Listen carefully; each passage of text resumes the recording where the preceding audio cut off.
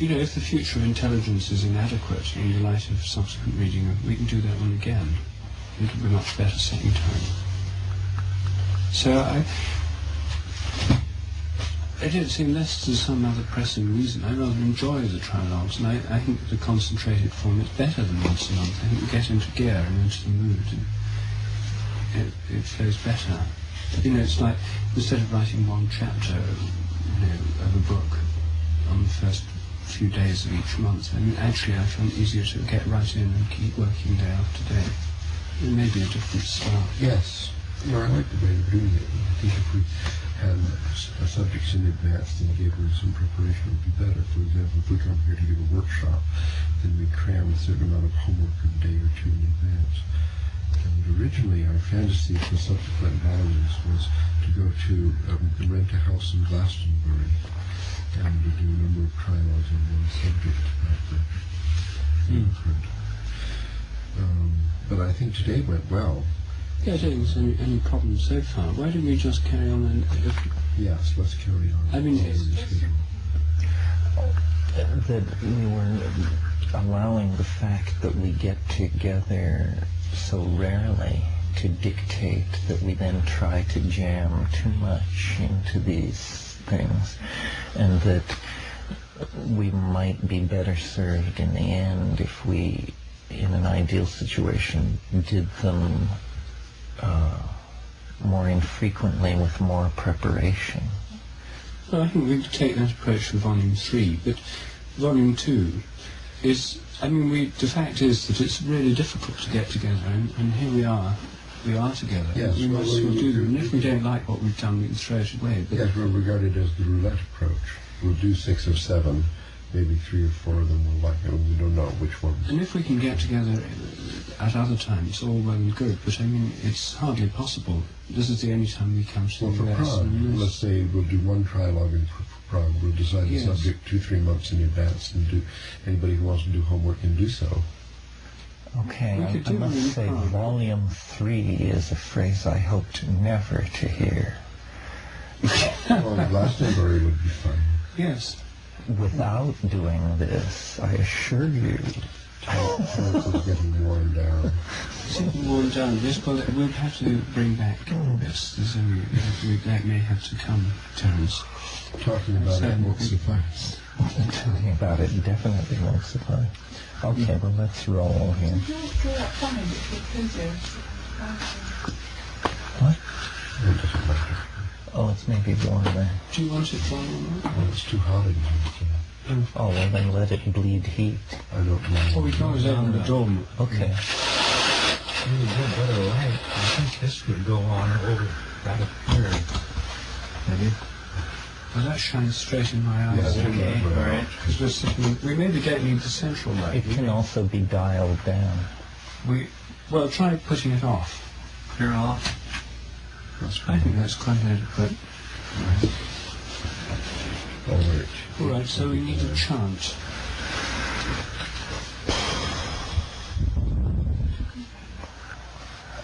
Saving the world.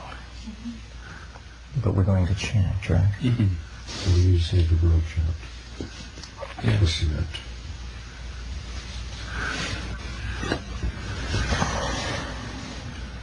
So what will it be?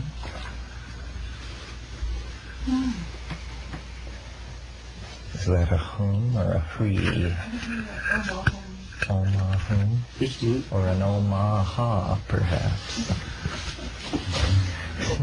The mantra of North America.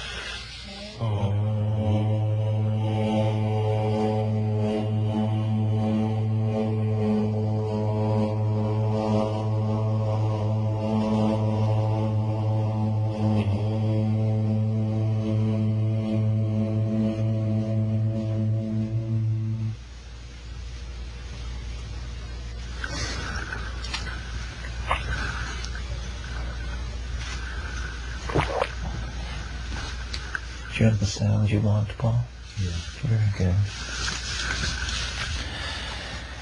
This particular trilogue is titled Saving the World, and I thought it would be interesting to discuss this theme, first of all because I think that there's a great deal of pessimism about the subject, saving the world, that people feel that if they can imagine a set of policies or actions that might be taken to save the world, that then somehow these policies are unlikely to be realized because the inertia of human bad habits will somehow interfere with the best intentions, and that hortatory ravings of the Sermon on the Mount variety have clearly failed.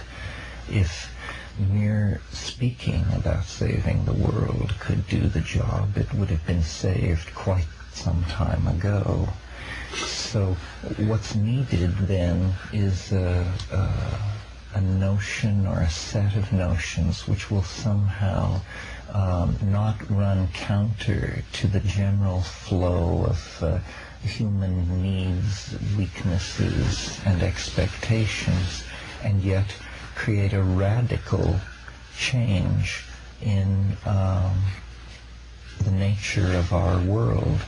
And as I look at the various factors which seem to be pushing the world toward ruin, the one that I come back to again and again as being central to any social program which would create a sane and caring future for our children and lessen the impact of human beings on the environment, is the problem of overpopulation.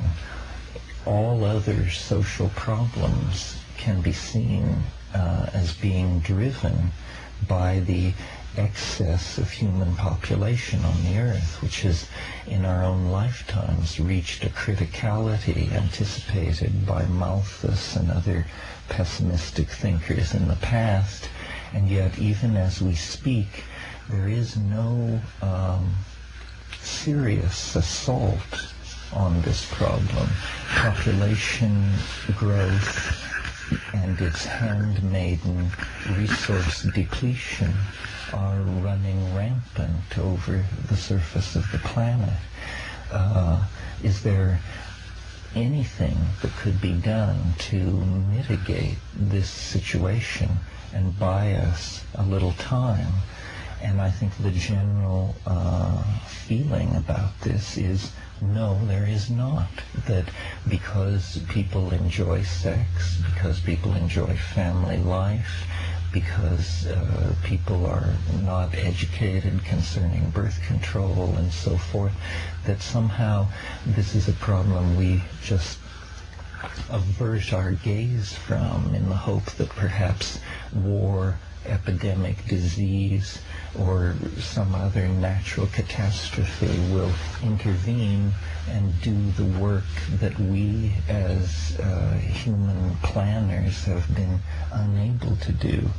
And I think this is a profoundly misguided and pessimistic position to take.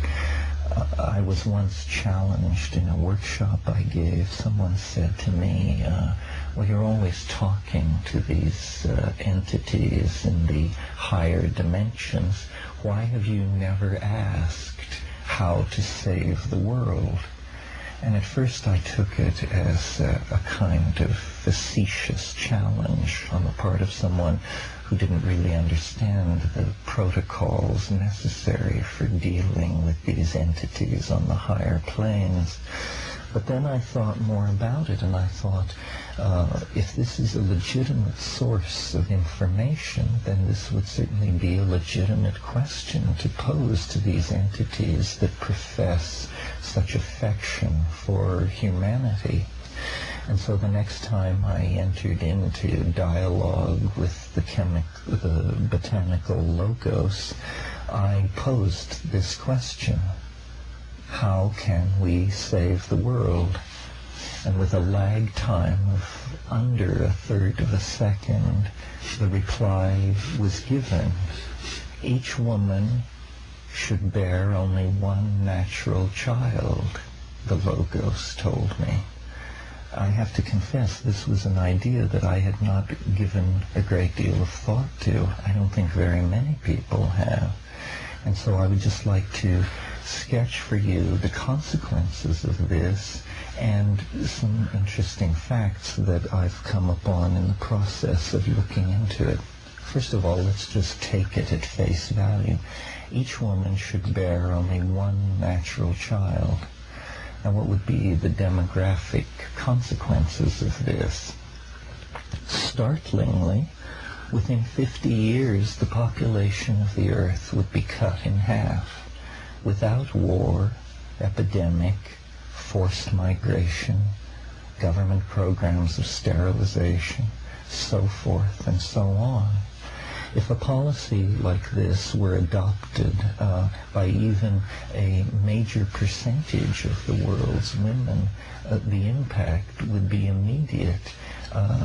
In the succeeding 50 years, the Earth's population would fall by half again. If such a policy were in place for 150 years, a serious social debate would ensue on a subject inconceivable to us. Are there now enough people in the world? I took this idea and I began to look into the demographics of population, and I made a very interesting finding, which I've not heard widely repeated in the media, even among the people who are concerned about the population problem, and that's the following. A child born to a woman in Malibu or the Upper East Side of Manhattan or Berkeley or Hampstead Heath, in other words, a child born to a woman in a high-tech industrial society, in the upper class of that society, will have between 800 and 1,000 times greater negative impact on the resources and carrying capacity of this planet than a child born to a woman in Bangladesh or Zaire. This is something we are not often told. When we think about the population problem, we tend to think that it's little brown people on the other side of the world who just perversely refuse to stop having children. But in fact, this is not what is going on. Converting a woman in Malibu to the notion that she should limit her reproductive life to one child is the equivalent to converting 900 to 1,000 women to the same proposition in Bangladesh or Central Africa. If we were to go to the third world and meet a woman who told us that her ambition was to have 800 to 1,000 children before she died, we would imagine ourselves to be standing in the presence of a social criminal, a person so callous to the needs of the earth and the present state of humanity as to be almost beyond conceiving. Yet, in fact, this is the position held by any woman in a high-tech industrial society who chooses to have more than one child. There are a number of interesting factors about this. First of all, if we were seriously to propose this idea, one woman, one child, traditionally, among demographers, population policies have been most difficult to sell in traditional societies. traditional agrarian societies, because in those societies having large numbers of children is linked to centuries of religious and social tradition, and so then great frustration spreads back among the advocates of population control, because these traditional women are unwilling to make this commitment.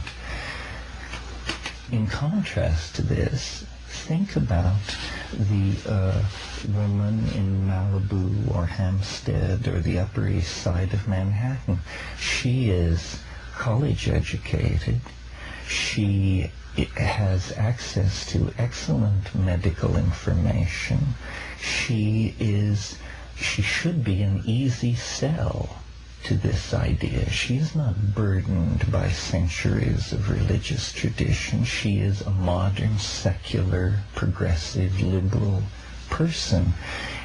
Every woman of that type converted to this policy is the equivalent of converting 800 to 1,000 women of the other type to this policy. I mentioned at the beginning of this talk that it's important that the concerns and wishes of the individual be commiserate with this large-scale social goal. Notice that you can say to this college-educated, upper-class woman, how would you like to have more leisure time, save a pile of money, and be hailed as a political hero? All you have to do is limit your reproductive activity to one child. Now, to the obvious objection that people want large families and want more than one child, you say the cities of this planet swarm with children without families. We're not saying you can't have a house full of children.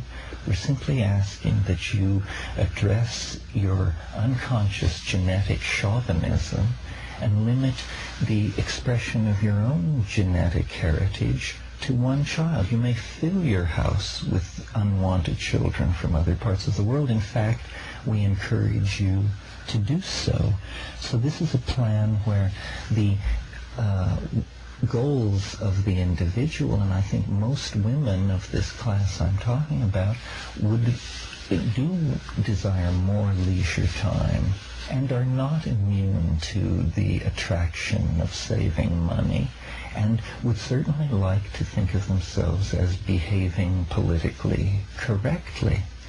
Now, another interesting thing about this proposal is it's the first plan I've ever heard for having an impact on the destiny of our species that does not depend on men. Women claim that men run and ruin the world. Very well. Let women limit their reproductive activity to one natural child and save the world and increase their leisure time and wealth at the very same moment. Now, several objections have been put forward to this idea. The first is I've been told that I do not understand the nature of political power, and that political power resides in numbers, and that what I'm asking people to do is to diminish their political power by diminishing their numbers. I reject this idea, because if political power resided in numbers, China would be the most powerful nation on earth, followed close behind by India. In fact, these are, they hardly place in the first five. That's an archaic notion of what constitutes political power. Political power is constituted by money, the control of abstract resources. This is a plan by which more money would accrue to people who were making this step. So I've asked myself, why, if our planet is truly threatened with extinction and social chaos by overpopulation, we've heard nothing of a plan of this sort. And I think that after some thought on the matter, that the reason for this is because capitalism is the system under whose aegis we are operating, and nobody knows how to make a buck in a situation of collapsing demographics. In other words, capitalism unconsciously rests on the premise of an ever-expanding population of workers and consumers of the goods which capitalism is set up to produce. I don't think that the preservation of capitalism is a sufficient reason to ruin the world and rob ourselves and our children of a sane future. So I would submit to you that this extraordinarily simple idea, appealing to all the venal drives of the individual, could in fact be harnessed into a set of social policies which would very, very quickly have a major impact on the planet. In fact, I'm interested in seeing computer simulations run. How many of these high-tech women would have to convert to this notion before there would be an enormous freeing up of resources? A very small percentage. I mean, I would suspect that if 10 or 15% of the women in the wealthy classes of high-tech societies were to do this, the impact on resource availability would be measurable almost immediately. It isn't the poor woman in Bangladesh who should be preached at to limit her reproductive activity. After all, her children rest on the earth as lightly as moths or mayflies. It is the children in the high-tech societies that consume more plastic, glass, steel, petrol byproducts, and so forth than whole villages of people in the third world. So I put this idea out, not only that it be debated on its own merits, but because I think it shows that in trying to solve problems that we've come to think of as intractable, we actually have fallen victim to a kind of failure of imagination, and that some of the problems which we tend to think of as insoluble are in fact quite soluble if we will only make the imaginative leap necessary to think about them in these kinds of terms. It was stunning to me to realize that without migration, war, disease, coercion, you could cut the Earth's population in half in 50 years and make a whole bunch of people leisured and wealthy in the process. It seems to me astonishing that these kinds of things have been overlooked.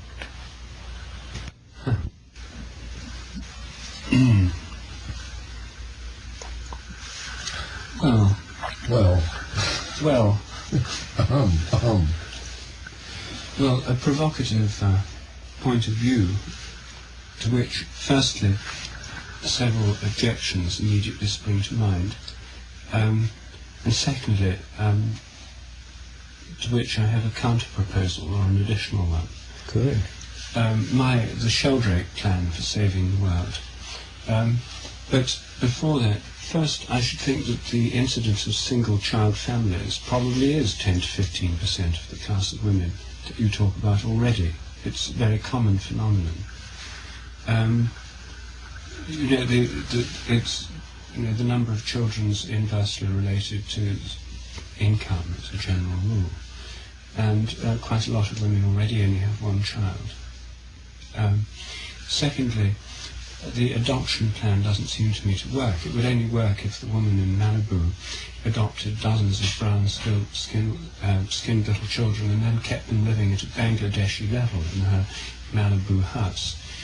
The studies of adopted children in general, are usually raised in a similar manner to people's own children, and would immediately be promoted to with 1,000-fold consumers. I know families who adopted children from Sri Lanka and from Hong Kong and Vietnam and so on, and they're instantly promoted to the maximum consumption class by the very act of adoption. So that point is, I think, quite invalid, of course. The adoption thing won't work.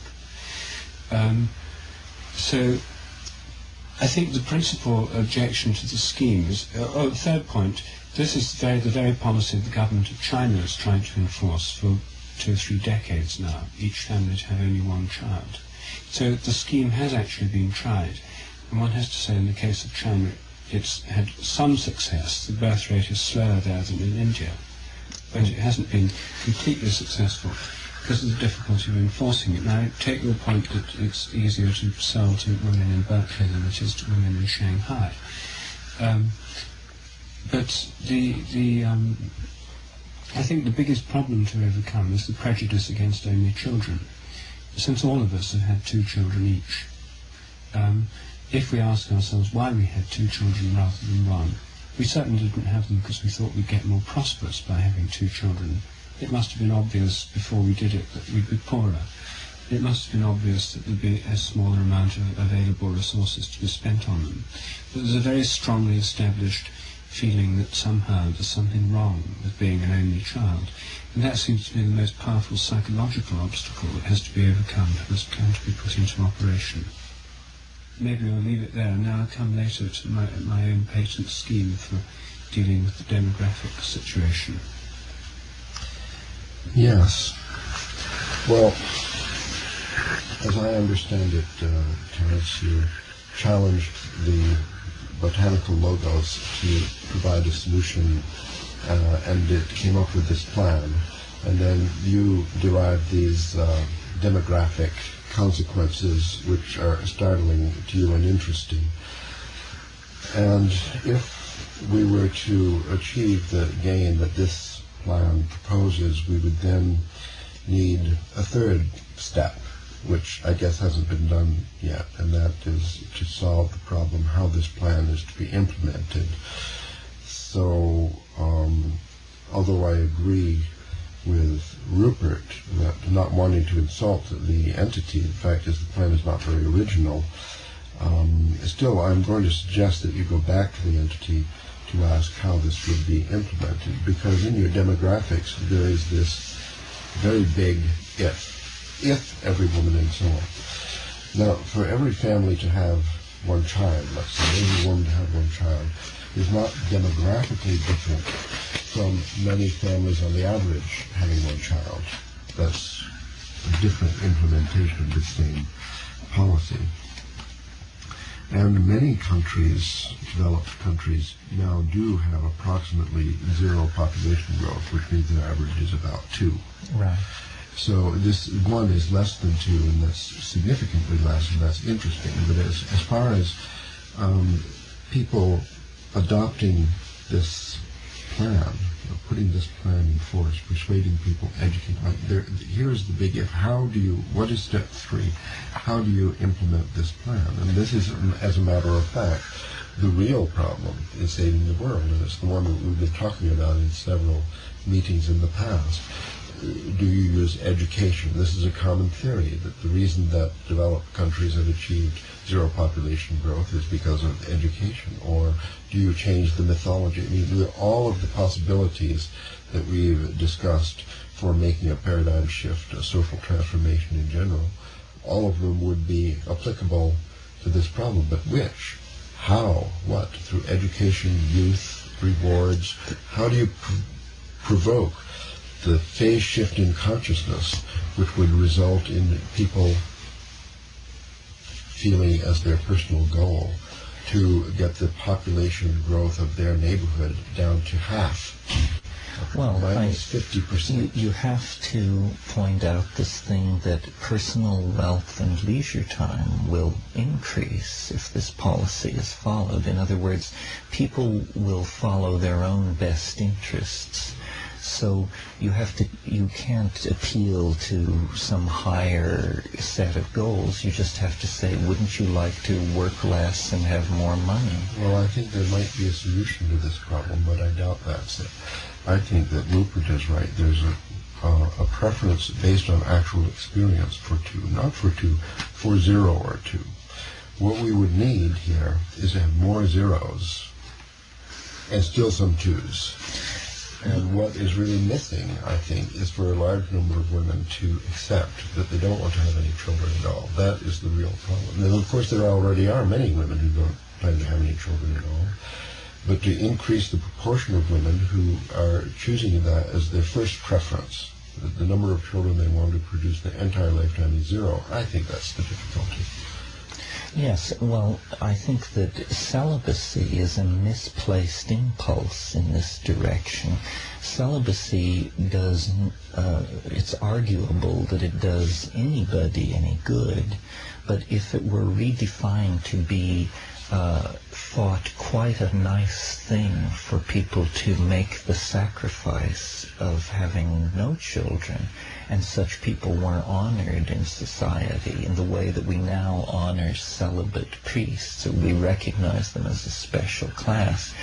If people knew that by having no children they would receive a certain measure of deference in society, then large numbers of people might opt for that. Yes, well, that's reasonable. But I absolutely reject the connection between sexual activity and reproduction.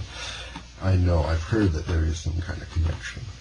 But I think that the women, politically correct women in Berkeley and Santa Monica and so on that we're talking about, they are mostly having children because they want to. They've elected to. I mean, there are lesbian women who have children because they want to.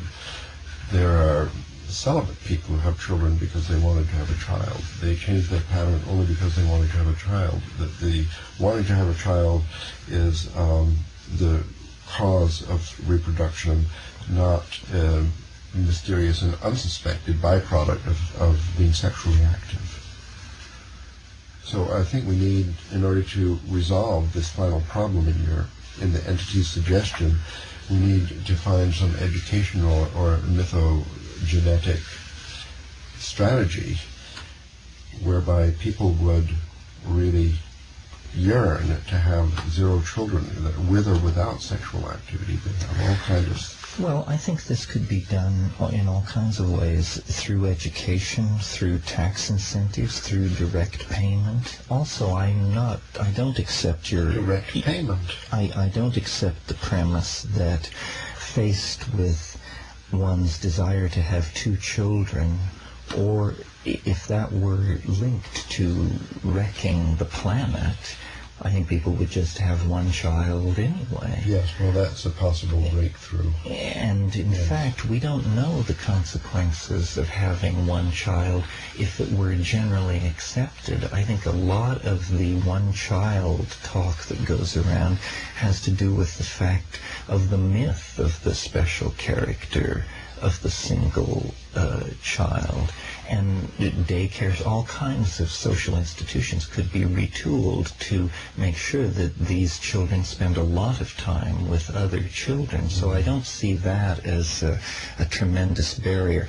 I agree with you. I think we should encourage people, one, to have no children. Those people should be given special honors. Otherwise, to have one. Otherwise, to have one. And never to have two. And never to have two. And people should accept that nuclear families don't really exist in this society, and so they're going to be single parents, and that makes it more attractive to have just one. That's right. Having two single parents, each with one, combined in a house, then in fact they'd have a sort of nuclear family with two children, except both the parents would be female. And the other thing is to start in these high-tech societies. Don't start in India and Sri Lanka. That makes no sense whatsoever. Start in the areas where you're likely to make many converts. Then these third-world societies, which are tending to take their value systems by emulation of the high-tech societies, would see the positive feedback of these policies and would quite naturally adapt them themselves in due time. Well, I think we do have a plan here. It's sort of rounded out. Well, let's hear Rupert's other plan. No, let me just raise one further objection which has to be overcome. I mean, first, giving single children and single-child families a better name seems to me the most important, and you think the easiest aspect of this plan. That's I mean, that seems very important. And studies on, I never saw the case against two children until we'd already got to, when I read an article in a newspaper in Britain, The Guardian, which was a fervent denunciation of the two-child norm. I'd never ever seen this before. I'd seen plenty of things about what's wrong with only children.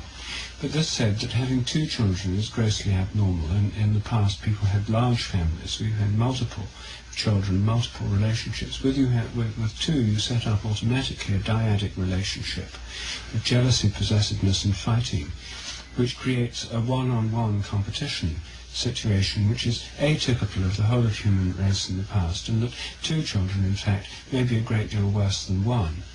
Now that was a strong argument. It's the only time I've ever seen an argument put in favour of a single child as opposed to two. And it was a well-put case, and it had quite an impact on me. It might even have influenced my own thinking on the subject had I read it before we'd had to. So this re-evaluation of the role of two versus one children is something that's a great deal more attention could be paid to. Studies could be made on the subject. It may well turn out that this argument can be validated in all sorts of terms, and that the two-child norm can be discredited as a kind of myth or ideal in favour of the one-child norm. Now that would be a highly constructive act, together with social policies that would deal better with the problem of only children and all the rest of it. Somehow ways of living, or where children spend their time with other children. And anyone with a single child spends most of their time ferrying the child around to other houses so they can play with other children. This could be made easier.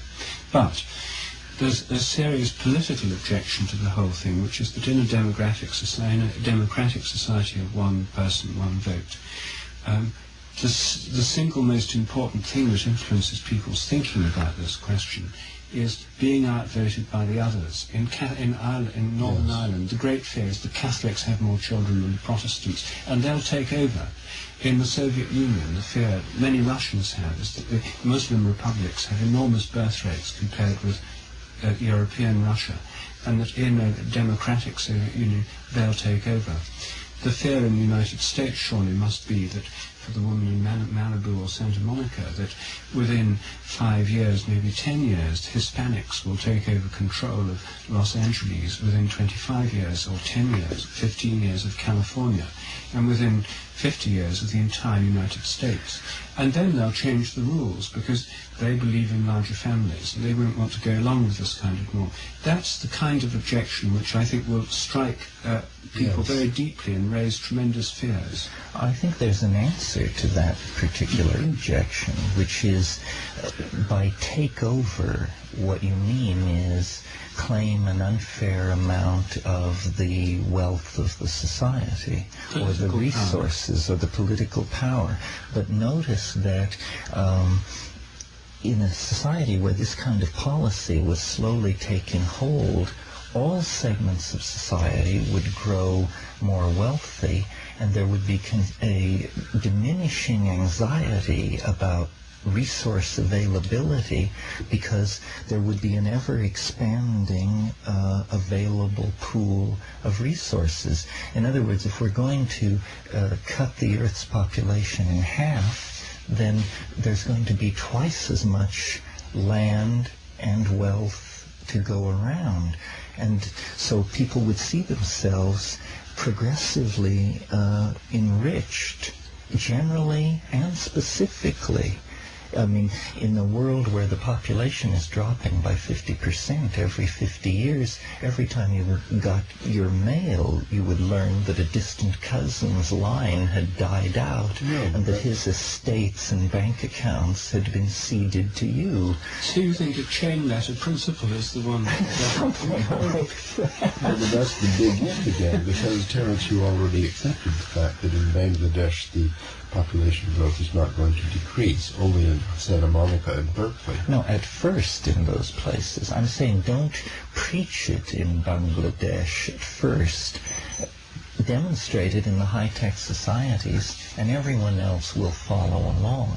And as a society becomes more wealthy, that means more educated, the case will make more and more sense.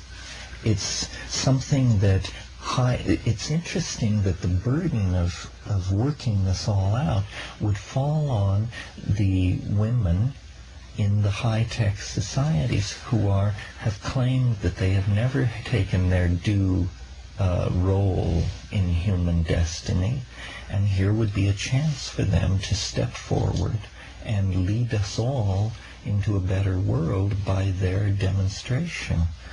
Well, I think in the case of our own experience in our own families and co-parenting arrangements, we had participated with our wives in a discussion about how many children to have and so on. And that probably would be the case in these high-tech developed countries and families and so on. It would be a sort of a partnership of men and women that would have to come to this new understanding. But women would take clearly a flagship role in all this. Yes. Well, suppose that Rupert's idea that a reason for large families and anxiety about the voting situation in democratic countries, and well, we could change the vote so that siblings of the same mother would share one vote. That would take care of that. I think there are cleaner ways to take care of that. I mean, I see this objection, but I think it could be met that social planners, you could put in place incentives. I think it could be met. People are anxious. They don't want to lose power or wealth or land. And the very notion of falling demographic reverses this pressure. And everyone, even those for whom the policy is working least well, are still living in a better situation than if the policy were not in place. If the policy is not adopted, or something like it, we all lose. If the policy is adopted, most of us would gain. Well, if we accepted, just for the sake of discussion, that the present population of the planet is an okay number, then we don't have to seek a decrease, then zero population growth on a planetary scale would be our goal. It's just a more gentle... No, it isn't true, but for the sake of discussion, let's consider that. Then we already have achieved our goal in developed nations, many of them, and not in the rest of the world. So according to your idea, if this would apply to the one-child plan, that the success of this plan would then diffuse over the underdeveloped countries, that we should see that already happening, and yet we don't. No, I think we do. As standards of living rise, population rates slow. This has been observed all over the world. I know, but the standard of living is not rising because the population is growing and outstripping the resources, and people have this enormous famine in Africa, and their response to this famine is to have more and more children in order to... But for instance, in Thailand, South Korea, the emerging the industrial countries of Southeast Asia, the population is slowing, and it's generally credited to the rising standard of living and expansion of the industrial base. Yes. I mean, there's one further point, perhaps not such a serious one, which is the thing that terrifies people as well is not just being outvoted by the increase of one section of the population relative to the other, like Hispanics, but also the question of immigration. And in Vancouver, for example, within 5 years, there'll probably be a majority of Chinese. Hong Kong Chinese are flooding in every day, great planeloads of them, just buying up a lot of property in Vancouver. Mexicans are flooding into the southern parts of the United States. This idea of people flooding in, the Germans are now getting worried that East Germans, they thought by unifying the country they could decrease immigration from East Germany. In fact, it's increased. And now everyone in Czechoslovakia, Poland, Hungary, with any ambition and who's prepared to move, looks to Western Europe as the place to go. any moment people in West Germany are really afraid. If there really is a kind of European economic free zone that includes all of Europe, a free movement of peoples, just what they've been claiming they want. For 30, 40 years they've been claiming this is what they want. If that's what they get, 100 million Russians will probably want to move to West Germany. The problem with immigration is a very serious problem for a lot of people, and this is another reason, as well as being outvoted by demographic increase within the same country, the problem of immigration from others. The yellow peril, these kinds of things have been... But these immigrations are fueled by population, uncontrolled growth of population. Well, they're not, because Eastern Europe has had one of the lowest population growth rates in the world in the last 30, 40 years. So tough have the conditions been. The population of Romania and other countries in Eastern Europe has actually been falling, much to the consternation of their governments. They've had the lowest population growth rates anyway. They've had negative growth rates. The people aren't moving to the they're moving to the But you see, that's just a problem.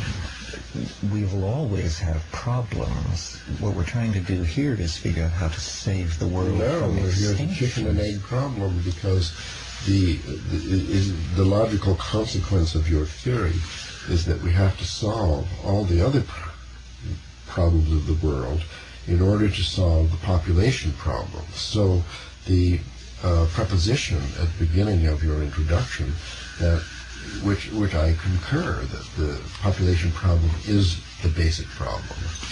But somehow that's not really so logistically. That all nations have to be developed nations. People have to have education. They have to accept this new idea. They have to be impressed by the success of this plan as it's applied in other nations. All that implies the solution of all these problems. So the demographic shifts of a constant population in new locations would end because the inequalities of resources and that this would have been solved. Well, people will always migrate to where there are more jobs or better lives, but if they are truly not migrating because of overpopulation in their homeland, then they are emptying out their homeland, and that means in the future there will be empty land to be reintegrated into the global economy. The price Germany pays now by having millions of Poles move into Germany means that in the next century, Poland will be a wonderful frontier for economic growth and a theater where people can build very stable, happy lives. Yes. Well, I'm not completely convinced, I have to say, because I feel that these basic fears about immigration pressure, outvoted, other people taking over, are very, very deep-seated, and it would be extremely hard to remove those completely. I think you would just pass a law, as we have in the United States, that being here doesn't give you the right to vote. And most countries have laws like that. I don't know. Are there countries where if you're just there, you can vote? Most countries make a very clear distinction between their citizens and recent immigrants. And you have to establish yourself, and citizenship is not automatic. No, well, nevertheless, the fact is that in Germany they have a problem with Turkish immigrants. But it's not of being outvoted by them. No, that's not the problem, except in certain localized areas. But there is this fear of kind of relative demographic increase.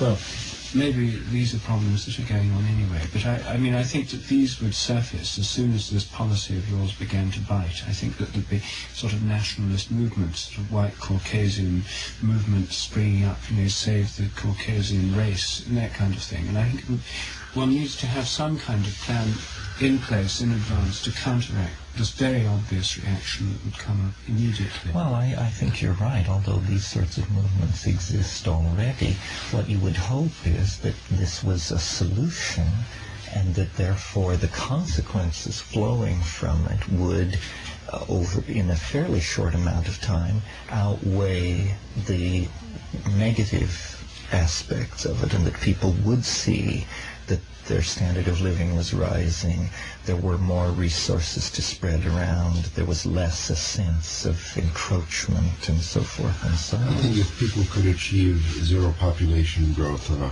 planetary scale, as we could regard this as a halfway step. From there they could progress.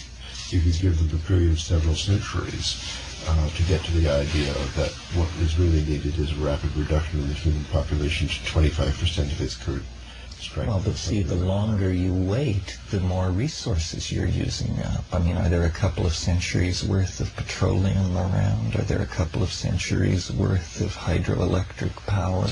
Well, I think if zero population growth on a planetary scale were achieved in the very near future, if we could achieve that, we could achieve anything. Well, you would only achieve planetary ZPG if in large areas of the world you had less than ZPG, because you would be taking up the slack in those laggard areas. But whatever it is, it's easier to achieve than what you're proposing, because if people in Southern California, let us say, are seeing that their sector of the population is going to decrease to half within 50 years, in the same span of time that these other folks are going to be multiplied by 4, then it's obviously not going to go. No one is going to accept that. Why not? The people in Southern California will be twice as rich. The people in the other area will be 4 times more impoverished. I'm talking about, let's say, another sector of the population in Southern California, which is multiplying at a rapid rate with, let's say, 12% population growth per year, so doubling the population in 5 years. Through immigration and increase.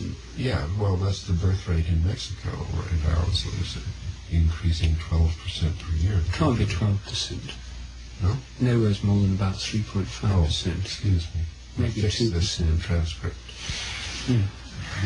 Well, I'm not saying you're not going to save the planet with a snap of the finger, but since the other things on the table to solve this problem are thermonuclear wars, synthetic viruses, pogroms, genocide, triage, and computer-directed mass starvation, this sounds to me like a pretty good idea. You haven't heard my plan yet.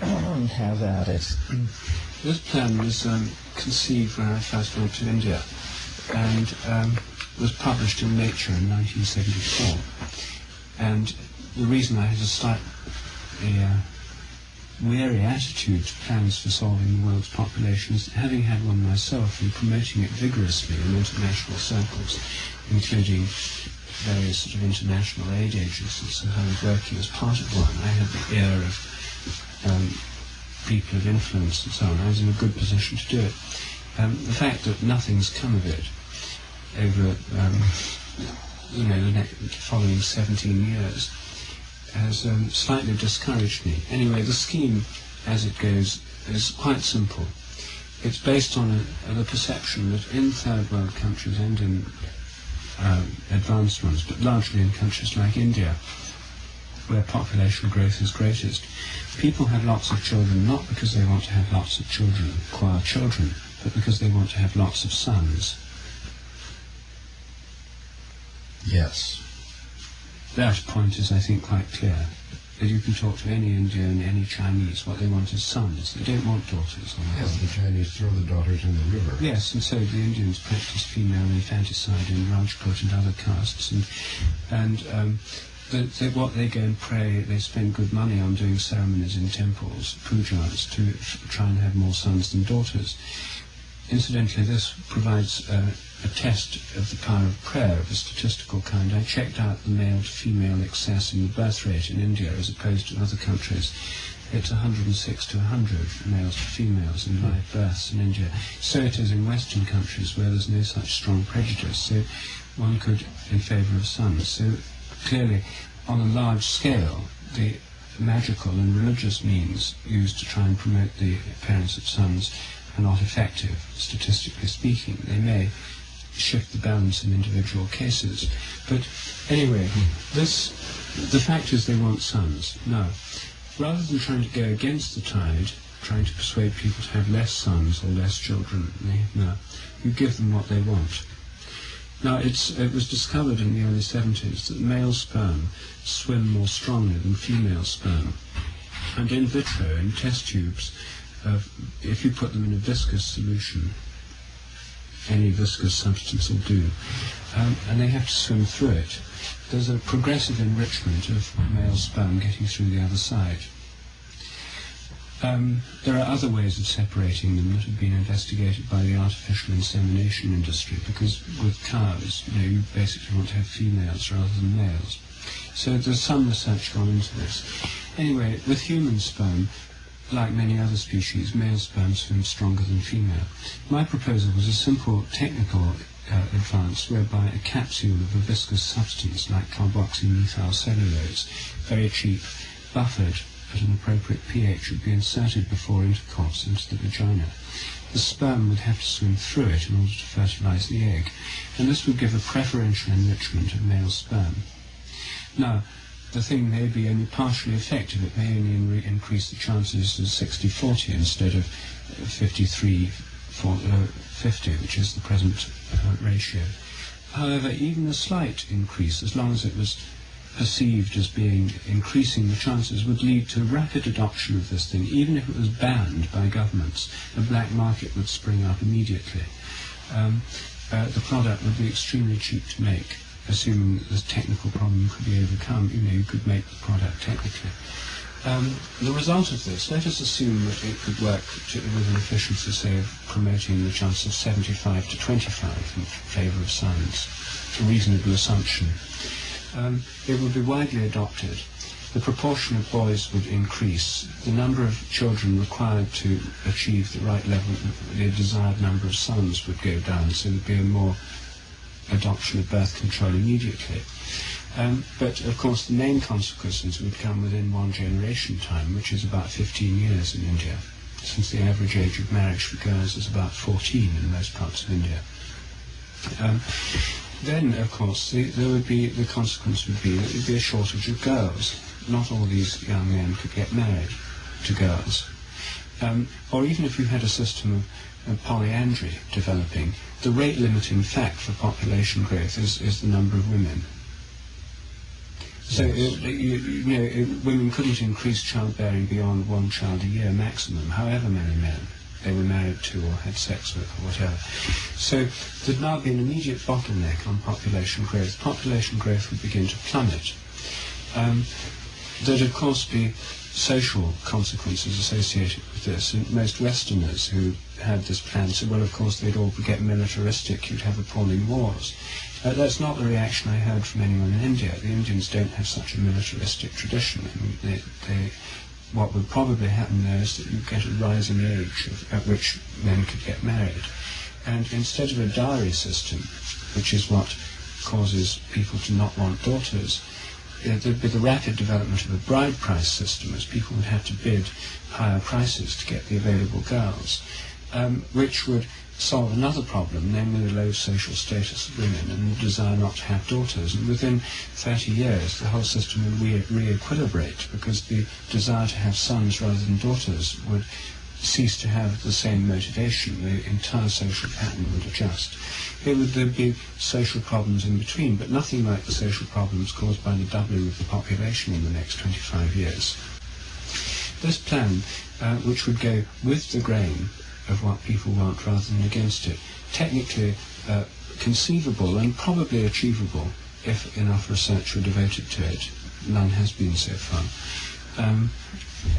Is, I submit, another way of tackling this problem. Although it doesn't address at all the impact on resources of children born in high-tech societies. It's again a little brown people are the problem theory. Well, little brown people are the problem in large parts of Africa and Bangladesh and so on. Well, locally, yes. But on a global scale, it's the over-consumption that goes on in the high-tech society. That's true. I read in the last week, and I've forgotten where, that the inhabitants of Orange County, California, consume as much in terms of petroleum products, raw materials and energy as the entire population of the Indian subcontinent. this gives you a notion of the disparities that we're talking about here. Yes, well, So it's a separate issue, I think, the resource depletion, the factor of 800 to 1,000, that's questionable. I think Rupert's plan, which does sound like it would create a global decrease in the rate of population growth, this is definitely would help save the world. And furthermore, I think that we could go into business and make a fantastic profit by selling the product at reasonable rates in India and China. So let's do it. Well, I'm not sure it would save the world. The problem is resource depletion. However it happens. Well, we could just have rationing in Southern California, then that would cover it.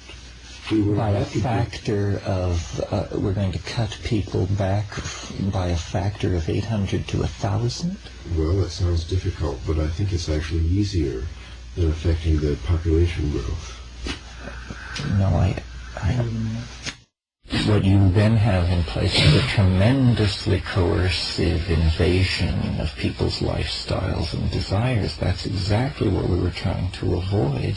What you want is a system where people embrace it and practice it because it gives them more of what they want. that's exactly the virtue of my scheme. But not what Ralph's proposes. The people in Southern California and in Texas and so on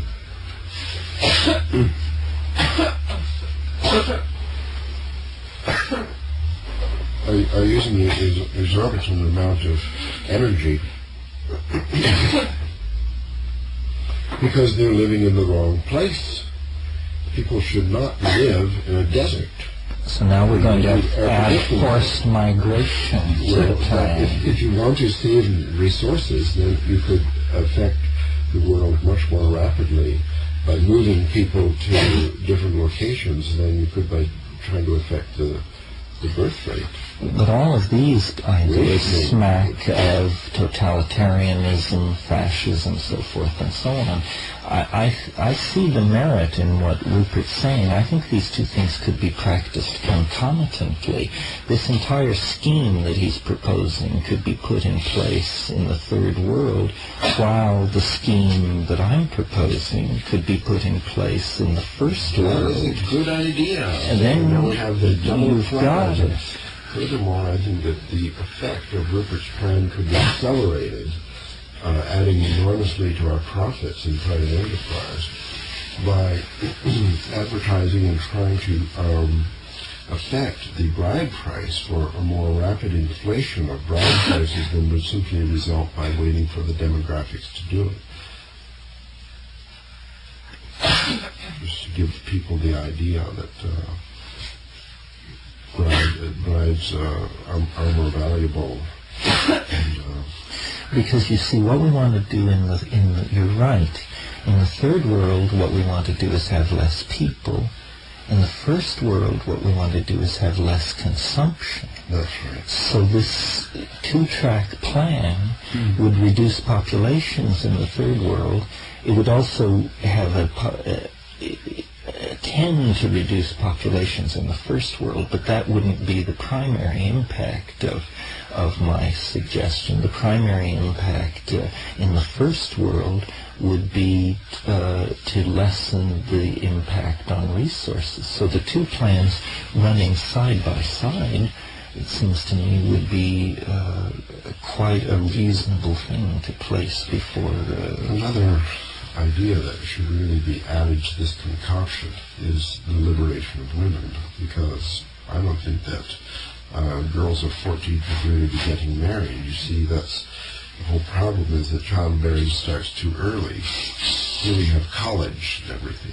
Well, if you have women, 35. if you have women in the high-tech countries having only one child, then they are appropriating more wealth and more leisure time to themselves, and these are the definitions of liberation in a secular society: more wealth, more leisure time, more control over your own body. So it would liberate women quite as a ingrained consequence of these other things. I think there's the basis for a short book here. Well, here we've got a plan, a two-track plan that could indeed work.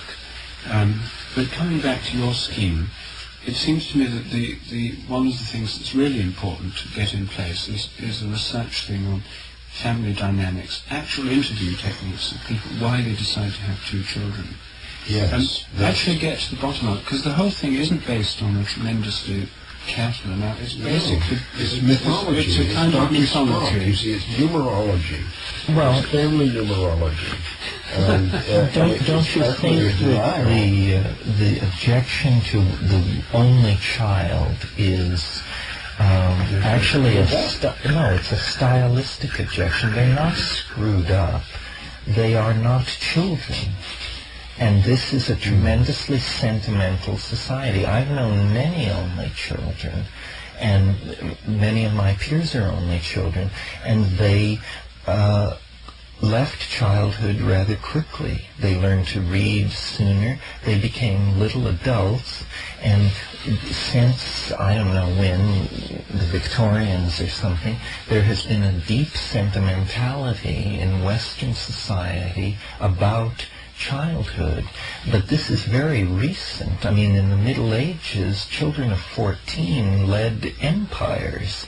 And so the idea that the only child is undesirable is simply a sentimental attachment to the notion of childhood. We're speculating in an area where there may be a great amount of data. And I think instead of trying to dope this out on intellect alone, what we might do is propose research projects to check some of these questions. I have a feeling, maybe this is wrong, it could be checked. I have a feeling that problems such as codependent syndrome might be very severe with single children. Anyway, this is part of the numerology should be based on research. Here we've got an ideal grassroots research project. Exactly. Since this doesn't require expensive apparatus, atom smashers or anything, but rather a sensitive interview-type investigation and investigation of family dynamics, which can be carried out by people with a limited training in these things, but asking the right kinds of questions, something which anybody can understand. And maybe many studies have already been carried out, and the literature is there to be looked up and although in these sociological questions, you're not going to reach the bedrock of truth. I mean, one school is going to tell you 2 children is good, another is going to say 1 child, and another 3 to 5. Yes, but the fact is that we've arrived at the frontier of the social sciences in an area where the further evolution of social science could be of crucial value in solving world problems. Social sciences are valuable. Now there's something radical. Finally, I like to put in a plug for mathematics. I think there are many factors in cooperation here. We have the mythology, the psychological factors, the resources, the education, in order to test an intervention, a hypothesis before doing it, before we manufacture all these viscous pill implants and distribute them on the cheap in India. We should do a computer simulation in order to just get a little practice in the interaction of these. Well, this is what demographers do. They know exactly how to run these simulations. Well, hardly, because the complex dynamical systems theory that's necessary to understand the simulation has just come on the scene. But the time is here. I mean, this also can be, grassroots science can include computer simulations on desktop computers. Yes, I mean a simple demographic modelling disc could be manufactured and sold by aerial press. Well, there's these things already with a $1 off coupon to be attached from the back cover of our next volume. A slight variation on SimCity, for example. We can subvert Nintendo and Game Boy and so on, that the children would be trained in SimCity. What would be the effect of using this product from Trialogue Inc. instead of not using it? Say, oh, well, then you get wealthy and your bride price goes up. And you say, what if, you play what-if games in this computer simulation that's distributed in Game Boy so that people are brought up with these educational games. It's the new mythology. Well, I think, and especially for everyone in Bangladesh with the PC. PC. Game Boy in a couple of years. Game Boy is just handheld PC. They will not all have Game Boy in a couple of years, Ralph. 4 or 5 years. Well, there may be Game In Boys Bangladesh. there may be Game Boys in coffee shops that you can use for a fee of Thank one you. rupee or Coffee shop something. Game Boys. But I think, though, that also as part of this computer program, that the family numerology would be very important, because I've often had conversations with parents who've had 3 children and 4 children. It's a very common topic of great interest. It really interests me, and it interests lots of parents. The dynamics of different numbers of 4 children. children, the second child always is like this, and the third child always has that problem. And Yes, and with 3 children, which seems pretty good to me. I've talked to parents of 3 children, or people who've had 2 other siblings, and then there's this problem where the one in the middle gets left out, that kind of thing. There is a lot of information here, but models that could be made on computers, family dynamics models, and these things become much more widely appreciated rather than just relying on informal conversations and widespread prejudice. This could go a long way to reforming people's attitudes towards this. And it may be that every kind of investigation may point to the fact that single children have real problems. It's not a very good situation. That's a risk one would have to take if one launched such a research program. Yes. But I suspect that it may not, and I think that the puncturing of myths, this would probably be the single most constructive step one could take towards bringing about your plan. Yes, well, there would be a lot of modeling going on if any of this was undertaken. Because anytime you shift the credo, then you want to model what the feedback consequences of all this are. And here is a multi-leveled problem that deals with genetics, flow of wealth, movement of peoples, lifespans, economic viability, resource management. I mean, it's the entire ball of wax.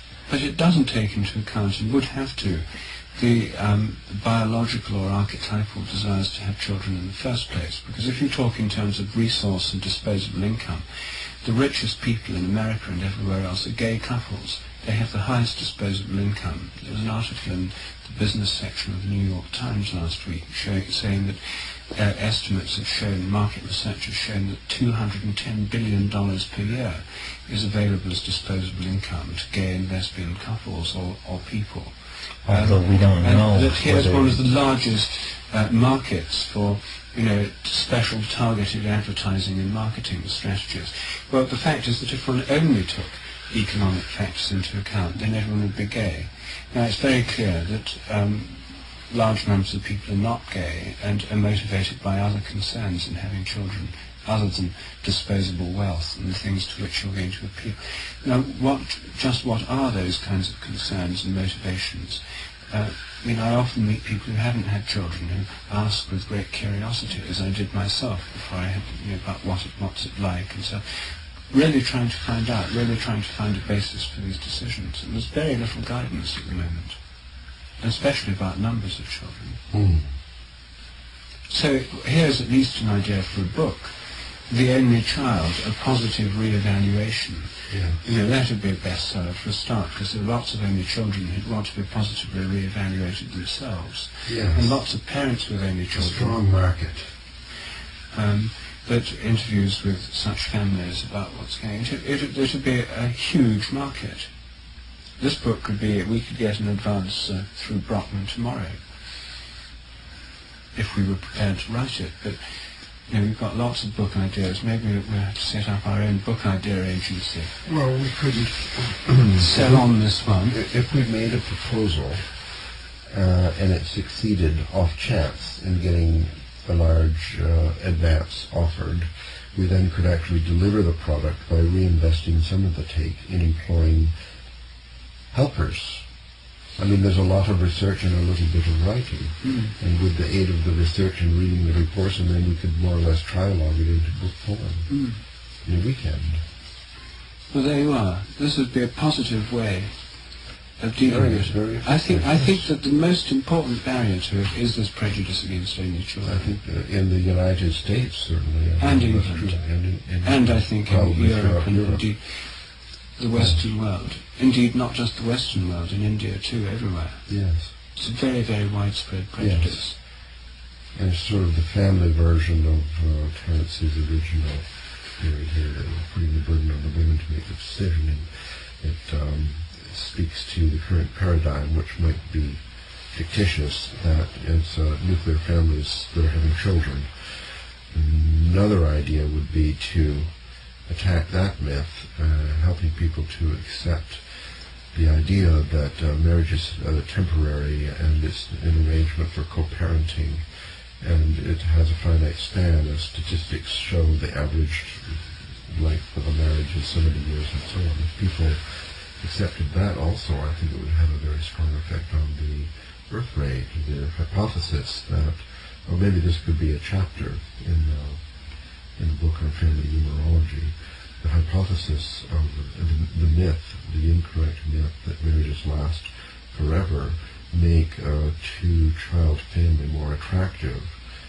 It's an aspect of denial. If one accepted the fact that most marriages only last so many years, and that at the time of the divorce, the average age of the children is 7.5 or something, people would probably look more favorably upon single-child families.